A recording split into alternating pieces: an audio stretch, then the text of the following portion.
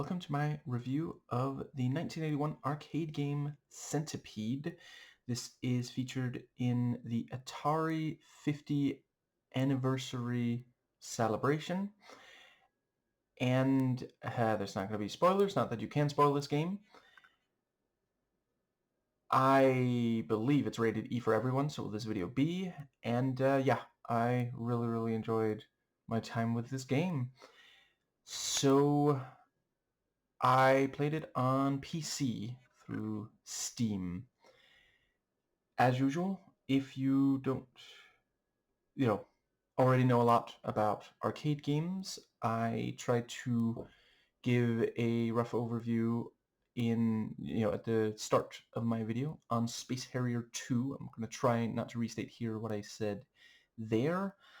I don't think I have even one relevant video to recommend here, so I will just say I definitely urge you to watch if you have Nebula. If not, this is a good reason to get it. Lindsay Ellis almost exclusively posts there, and she very recently did one on Matt and Trey of South Park, which I cannot give the full title of since I'm keeping it E for everyone.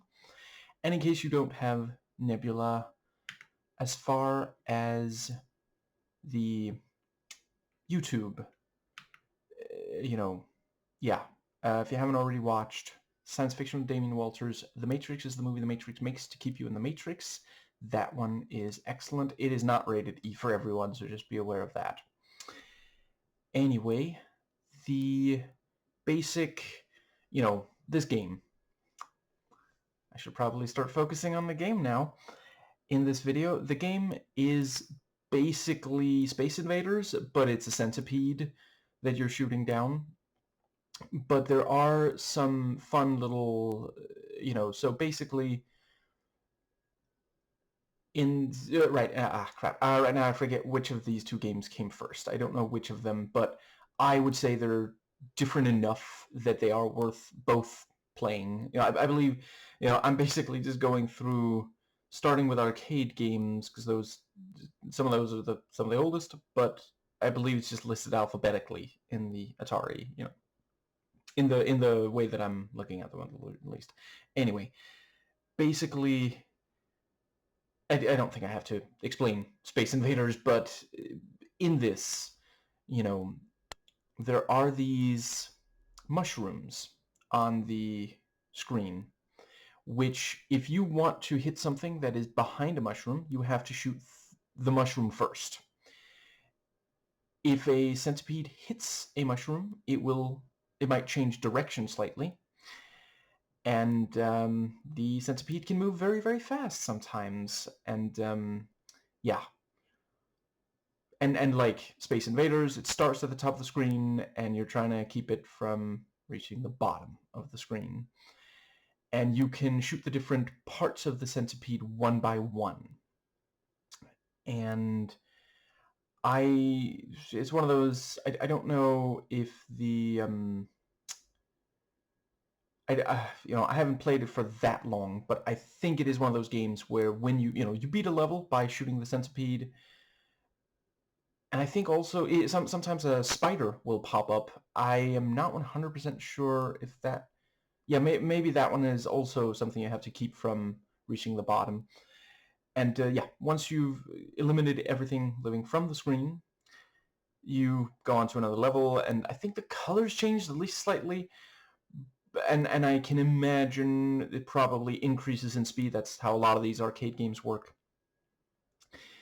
But yeah, I definitely did find myself, thinking, wait, should I shoot that mushroom or should I leave it there to force the centipede to move slightly differently, And when you destroy, I don't think it happens to the spiders, but when you destroy part of a centipede, that part becomes another mushroom. So there is a lot of, it's a decent amount of considering the obvious limitations, There is some tactics at play here. Very nice on that.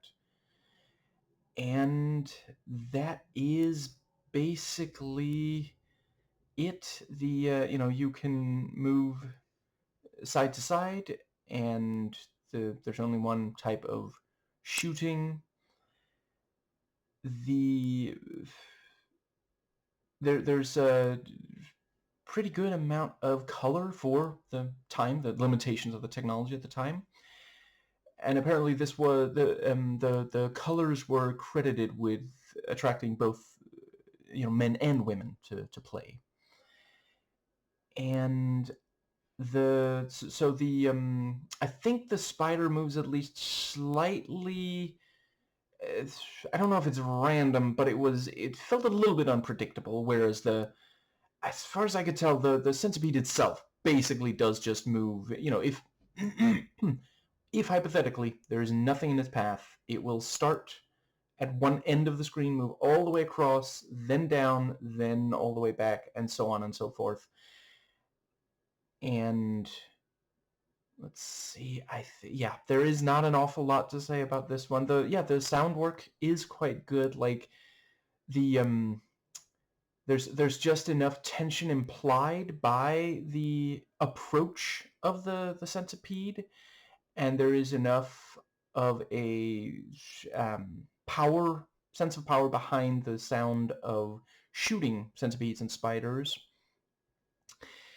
And yeah, the music is there's enough tension being conveyed there as well. And yeah, like many other arcade games, it excels in part because of its simplicity. It is easy to learn but difficult to master. You can immediately, if you understand the concept of move side to side and shoot, yeah, immediately, it won't even take you many seconds to, nobody has to tell you. You immediately see, okay, if that thing is moving that fast and I can shoot it, I must be supposed to shoot it, And yeah, I think the mushrooms, they seem to be more or less randomly spawning, but I'm not 100% sure if they do. I guess it's possible that they do pop up in the same spot each time. But you can, add to you can try to shoot different ones. The shooting is not quite so fast that you can just mow down all the mushrooms even if you wanted to. You will have to choose which ones to shoot and which ones not to. And let's see, I guess that does pretty much, yeah. And, replayability depends entirely on how much of a high score chaser you are, I did not run into any bugs or glitches. It was entirely unlike watching Trump attempt to speak today. To be clear, I have a lot of sympathy towards people who do actually struggle to get their words out and form a coherent sentence. I just don't think that someone who is struggling that much with it should be representing a country that kind of does need to work with other countries in the world. Now, yeah,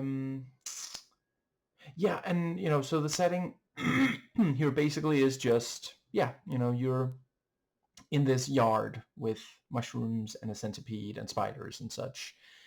And yeah, it's that kind of thing of it's just enough of you we can understand what it is. It's not like sci-fi, and it's still it's not banal. It's not boring as such. And yeah, I rate this 7 centipede segments individually shot out of 10.